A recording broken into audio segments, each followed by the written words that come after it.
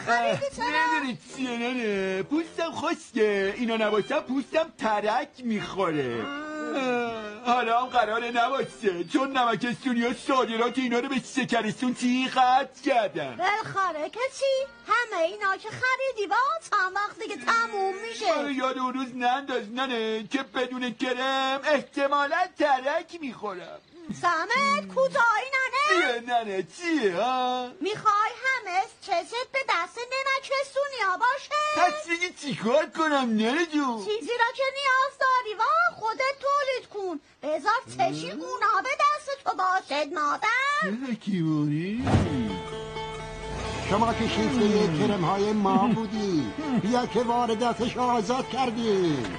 ما دیگه رو پای خودمون وایستادیم داداش، دیگه هم نیازی به جنسای شما نداریم. برو اجنبی بودو بده باد بیادنم.